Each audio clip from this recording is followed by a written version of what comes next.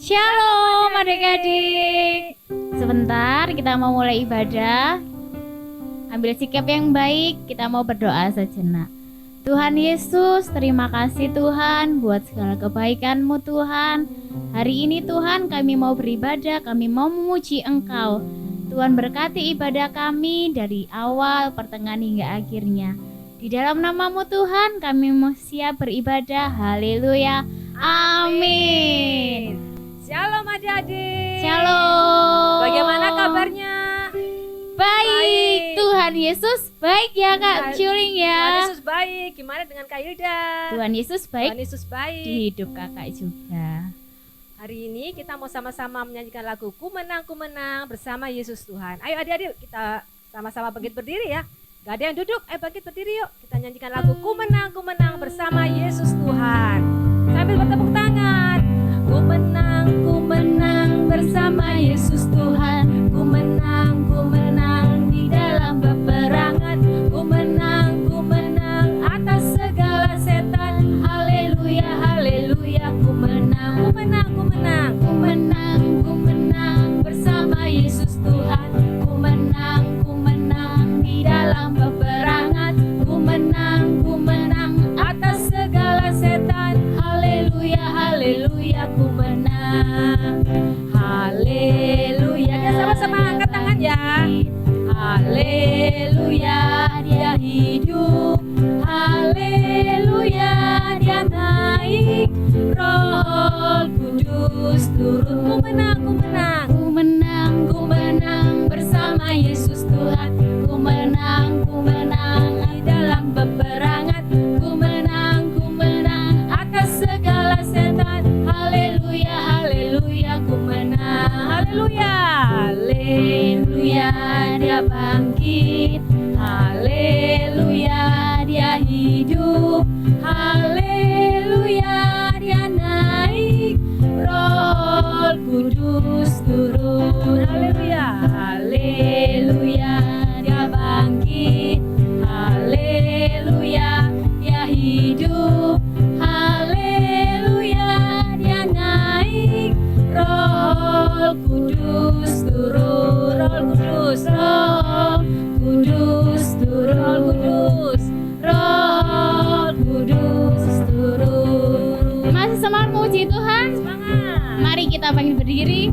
Kita pujikan dengan sukacita. Kita mau pujikan lagu Jalan serta Yesus.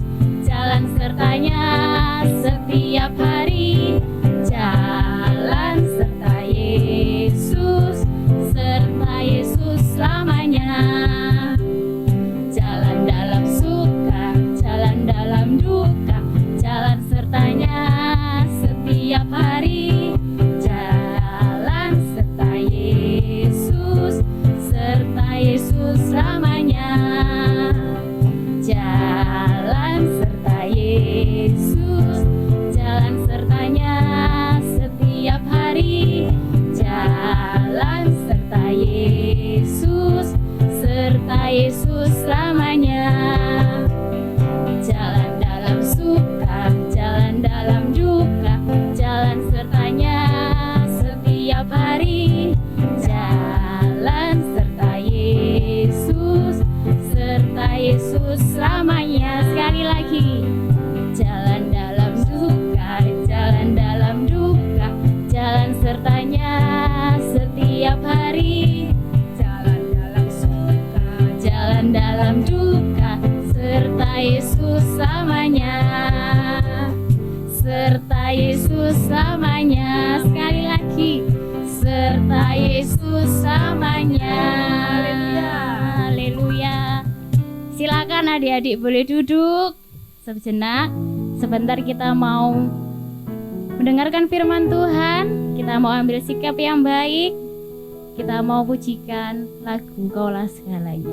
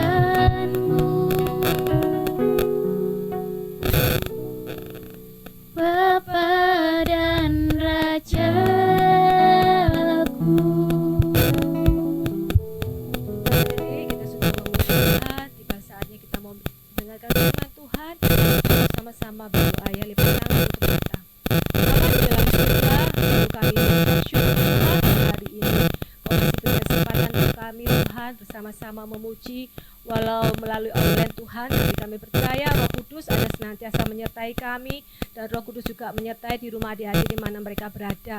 Bapa, kami rindu untuk mendengarkan firman Tuhan, urapi hamba-Mu yang akan menyampaikan firman Tuhan, juga urapi setiap kami yang mendengar Tuhan, supaya firman yang disampaikan Roh Kudus menolong setiap kami untuk kami boleh mengerti. Terima kasih Bapa, kami sambut firman Tuhan hanya di dalam nama Tuhan Yesus, Juru Selamat kami yang hidup, dan kami mengucap syukur. Yang percaya semua katakan amin. Shalom adik-adik yang dikasihi Tuhan Yesus, apa kabar? Ketemu lagi sama Kak Debbie dengan kesempatan yang luar biasa. Kita bisa berkumpul sekalipun masih di rumah masing-masing ya, tapi kita masih bisa melakukan ibadah online, bisa memuji Tuhan bersama-sama, bisa dengar firman bersama-sama meskipun masih dari rumah masing-masing. Firman Tuhan hari ini Kak Debbie sampaikan ada di 1 Tawarik pasal 14. Kak Debbie nggak bacakan ayatnya masing-masing karena kalian bisa baca sendiri di rumah. Yang Kak Debbie mau ambil cerita hari ini adalah tentang bagaimana Daud memukul kalah orang Filistin. Kalian tahu kan siapa Daud? Daud adalah raja yang dipilih Tuhan untuk untuk menyatakan kemuliaan Tuhan. Daud adalah seseorang yang tidak disangka-sangka. Ketika Daud dipilih, semua meremehkan Daud. Bisa apa Daud? Anak kecil, anak paling kecil. Dia cuma seorang penggembala. Tapi ketika adik-adik tahu ketika bagaimana Allah memilih Daud, luar biasa. Daud dipakai Tuhan. Dengan badan sekecil itu, Daud bisa mengalahkan raksasa besar pada saat itu. Siapa? Benar banget, Goliat. Dari situlah Daud senantiasa semakin takut akan Tuhan. Daud semakin tahu bahwa dia yang hanya manusia biasa, hanya manusia yang dianggap sepele oleh orang-orang di sekitarnya, tapi dimuliakan oleh Tuhan. Melalui hidup Daud boleh mengalami proses demi proses kemenangan. Di firman kali ini, bagaimana Daud mau mengalahkan orang Filistin. Ketika Allah memerintahkan Daud, kamu coba pasang ini, Tuhan kasih perencanaan bagaimana Daud bisa membawa bangsanya mengalahkan orang-orang Filistin. Daud bilang, gimana Tuhan? Enaknya aku nyerang dari arah mana? Itulah hebatnya Daud. Sekalipun dia cerdik, sekalipun dia seringkali menang, tapi dia tidak pernah pamer, dia tidak pernah sombong, dia tidak pernah berbangga hati atas segala kemenangan yang dia raih. Karena apa? Dia tahu bahwa dia bukan menang karena kemampuannya sendiri, tapi Daud boleh menang karena kuasa Tuhan, karena penyertaan Tuhan, karena Daud selalu nurut sama Tuhan. Jadi sebelum dia perang, Daud nggak mau pasang strategi sendiri, secara pemikirannya sendiri, tapi Daud tanya sama Tuhan, Tuhan, aku mau perang lawan orang Filistin. Gimana Tuhan, kira-kira apa yang harus aku lakukan? Aku harus menyerang dari mana? Aku harus memulai start dari mana? Dia tanya dulu sama Allah, bilang, kamu jangan menyerang dari depan, kamu jangan menyerang dari belakang, tapi buatlah strategi berputar, strategi melingkar, sehingga kamu bisa mengalahkan kecerdikan orang Filistin. Daud nurut nggak sama Allah? Daud selalu nurut sama Allah. Itulah makanya kenapa setiap kali berperang Allah izinkan Daud selalu menang, karena bukan Daud sendiri yang berperang, tapi Allah terus berperang melawan mereka, sehingga ketika kemenangan-kemenangan terjadi, Daud boleh semakin berjaya, Daud boleh semakin terkenal, Daud boleh semakin rendah hati. Daud tidak sombong ya adik-adik ya, berapapun kemenangan yang dia dapat, Daud tetap memiliki hati yang rendah hati. Dari cerita ini, yang kalian mau ambil pesannya adalah bagaimana Daud dipakai Tuhan secara luar biasa. Kita mungkin seperti Daud, nggak percaya diri. Aku ini bisa apa? Pelajaranku nggak terlalu pintar. Aku nggak terlalu bisa pelajaran sekolah. Aku disuruh kumpul sama teman-teman nggak pede. Kenapa? Karena aku nggak sekaya mereka. Karena ini, karena itu kalian sudah merasa insecure, kalian punya rasa tidak percaya diri. Bahkan orang-orang di sekitar kalian sering bully kalian. Halah, gak bisa apa-apa. Halah, ini gak bisa, itu gak bisa. Gak boleh ya adik-adik ya. Kalian harus ingat, kalian punya Tuhan, punya Allah yang berkuasa. Ingat seperti Daud yang badannya kecil, cuma membalakan ternak, tapi Tuhan pakai luar biasa. Ketika Tuhan sudah memilih kalian, ingat Tuhan mampu memuliakan kalian. Betul ya adik-adik ya. Kalian yang merasa ada di bawah, Tuhan sanggup membuat kalian ketika tangan Tuhan yang merubah kalian, ketika tangan Tuhan yang memoles kalian, nah tuh kalian akan lihat hasilnya nanti. Jadi jangan pernah takut diproses Tuhan seperti Daud. Jangan pernah takut diproses Tuhan, karena Tuhan memproses kalian untuk membuat kalian semakin baik, membuat kalian semakin kuat, membuat kalian bukan semakin jatuh, tapi kalian semakin naik. Makanya kenapa Tuhan izinkan hadir setiap persoalan dalam hidup kita, baik dalam kehidupan keluargamu, mungkin mama papa punya masalah, atau mungkin kamu sendiri juga punya masalah, tidak usah khawatir. Tuhan nggak akan memberikan masalah itu melebihi kapasitas kita, melebihi kemampuan kita. Dan kamu mesti ingat, Tuhan punya rencana atas hidup kamu. Apapun yang terjadi saat ini, ingat ke depannya pasti ada pelangi di setiap badai. Yang kedua, Daud punya sikap rendah hati. Kenapa? Berapa puluh atau berapa ratus kemenangan yang Daud sudah capai, tapi Daud tidak pernah sombong. Apapun yang dia mau lakukan, dia selalu duduk berlutut, dia tanya sama Tuhan, Tuhan, aku mesti gimana? Tuhan, cara apa yang harus aku lakukan? Tuhan, tolong pimpin aku, kasih hikmat, apa yang harus saya lakukan selanjutnya. Jadi Daud tidak pernah bermegah atas kepintarannya, Daud nggak pernah sombong atas segala kemenangannya, tapi Daud selalu tanya Tuhan. Jadi apa maunya Tuhan, Daud dengar-dengaran, Daud nurut, Daud lakukan. Yang ketiga, Daud senantiasa mengandalkan apa yang Tuhan berikan kepada dia. Dia sadar bahwa aku ini bukan siapa-siapa. Aku bisa seperti ini, itu karena kemurahan Tuhan. Aku bisa seperti ini, itu karena semua rancangan Tuhan. Jadi selain rendah hati, Daud ini punya jiwa yang senantiasa mengasihi. Daud itu tidak pernah menyombongkan dirinya, ya adik-adik ya.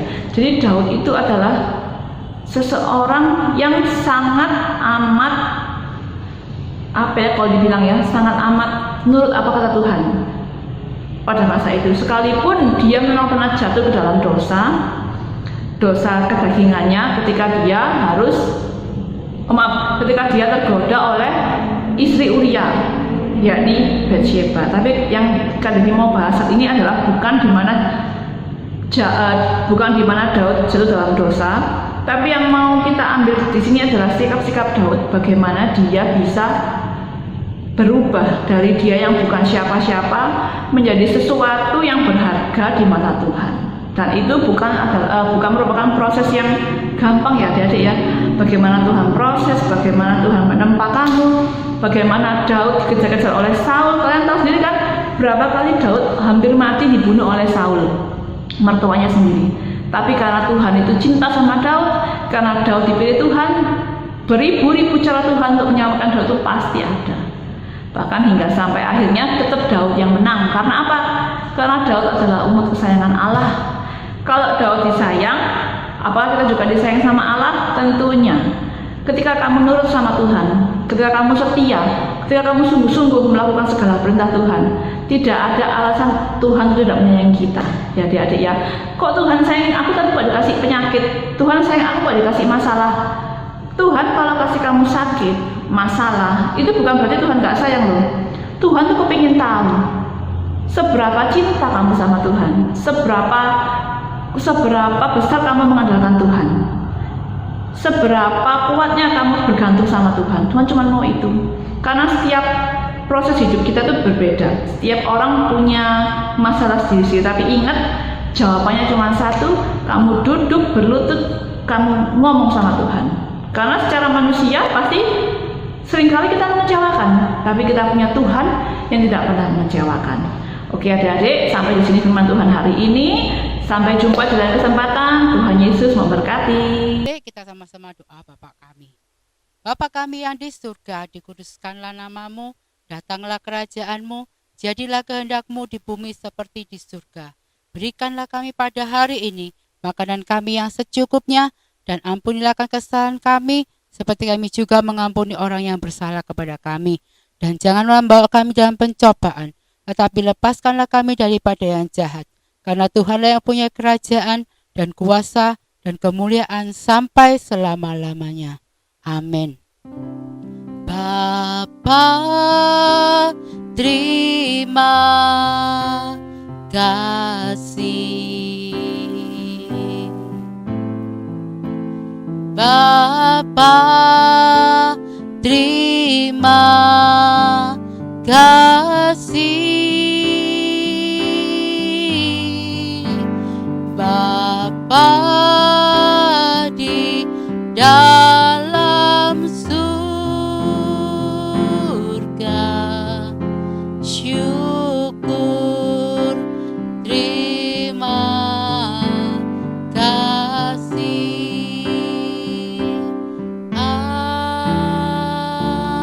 Amin. Adik-adik, terimalah berkat Tuhan menyertai adik-adik mulai pagi ini sampai Tuhan datang untuk yang kedua kalinya. Di dalam nama Tuhan Yesus yang sudah terima berkat, kita sama-sama katakan amin. Ku